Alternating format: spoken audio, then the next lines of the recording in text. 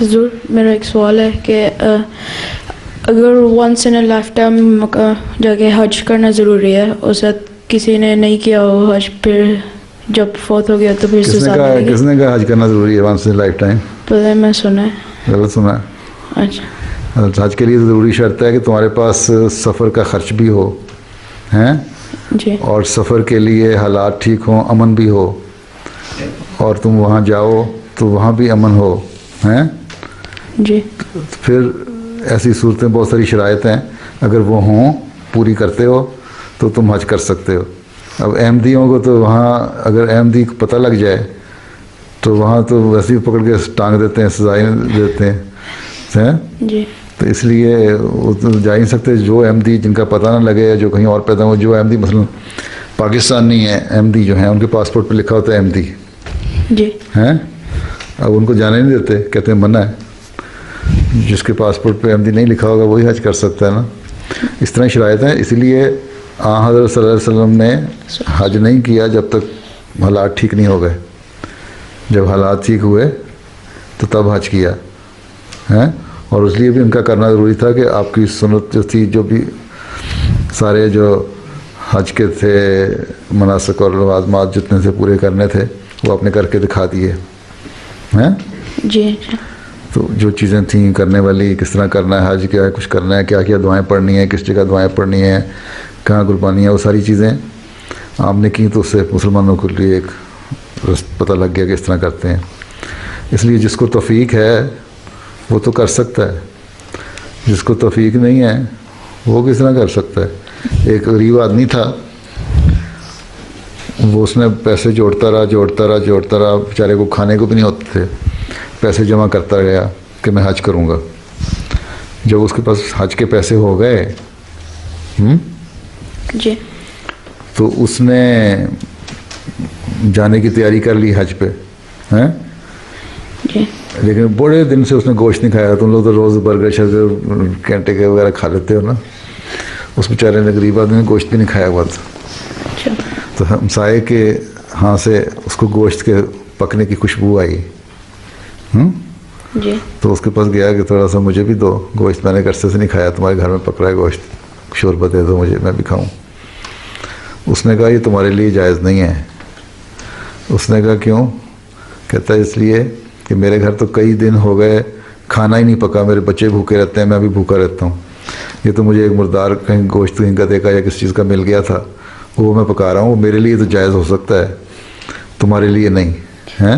अच्छा, उसको इतना सो हुआ कि वो घर गया, जितने उसने हज के लिए पैसे इकट्ठे किए हुए थे ना, जी, वो ला के ना उस आदमी को दे दिए कि तुम अपना और अपने बच्चों को खाना पकाओ और हलाल खाओ, ये हराम चीज़ ना खाओ, हैं।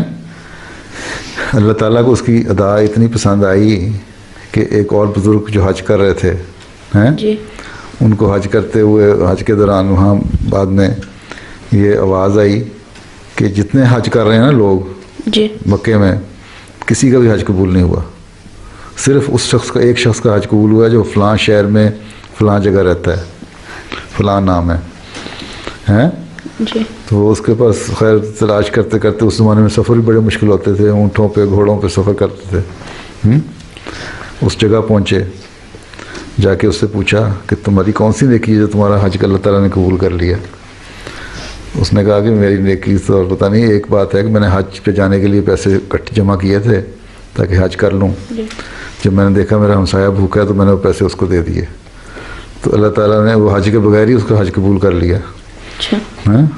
जी, तो वो तो लाइफ टाइम वाली बात तो ख़त्म हो गई। जो हज पे गए हुए थे उनका किसी का कबूल नहीं हुआ, वो तो सारे मारे गए, तो उनको क्या फ़ायदा हुआ। इसलिए हज के लिए भी नीयत सिर्फ ये नहीं है कि मक्के चले जाओ और वहाँ से हज कर लिया तो कहो जी हमारा हज कबूल हो गया।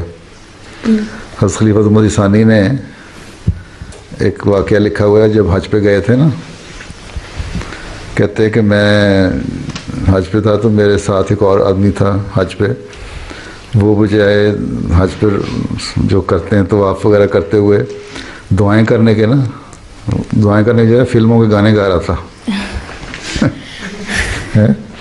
इंडियन फिल्मों के गाने गाए जा रहा था। तो कहते, मैंने उससे पूछा कि तुम्हें तो क्या है, कहता मुझे तो पता नहीं हज क्या है, बात यह है कि मैं मुंबई में फलां जगह मेरा शहर है हिंदुस्तान का एक, वहाँ हमारी कपड़े का कारोबार दुकान है और उस दुकान के सामने एक और शख्स की भी दुकान है जो हमारा जो बिज़नेस राइवल है ना, कारोबारी शख्स है।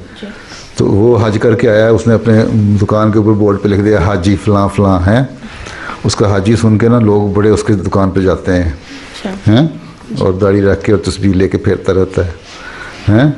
तो मेरे बाप ने कहा कि देखो इस हाजी बने के दुकान चल गई है, तुम भी हज पे जाके करके आओ हज, हैं मक्के जाओ हुआ हो ताकि हम भी लिख सकेंगे हाजी फलां, हमारा कारोबार चमक जाए। हैं तो मैं तो इसलिए आया, मुझे तो पता नहीं नमाज किस तरह पढ़ते हैं, दुआ किस तरह करते हैं। और हाजी साहब बन के तो वापस आ रहे थे, दुआओं के बजाय वहाँ फिल्मी गाने गाते रहे। लेकिन आगे फिर लिखा है उन्होंने, मज़े की बात यह है कि रास्ते में उनको पता लग गया हस्ती खुमद हिसानी का कि ये अहमदी हैं तो बड़ी गालियाँ देने लग गया अहमदियों को, और तुम लोग मुसलमान नहीं हो, ये है वो है। खुद अपने आप को मुसलमान कह रहा था जो वहाँ हज पे गाने गा रहा था, और जो मुसलमान दुआएं पढ़ रहे थे वो मुसलमान नहीं। तो ये तो इन लोगों का हाल है। इसलिए किसका हज कबूल होगा, कौन सा हज जाना फ़र्ज़ है, जिसके बाद वो हज जाना ज़रूरी है जो कबूल ही नहीं होता हैं। इनके तो बहुत सारे पता नहीं अल्लाह ताला ने किसका हज कबूल करना है किसका नहीं करना है, हमारी रोके हैं, हमें जाने नहीं देते। तो हो सकता है अल्लाह ताला हमारी नीयत पे कि हमारी ख्वाहिश होती है जाने की, उसी को कबूल कर ले। हैं असल चीज़ वो नीयत है कि हज करना ज़रूरी है, उसके बगैर आदमी जन्नत में नहीं जाएगा। हैं जी तो जन्नत का टिकट मौलवियों ने देना है।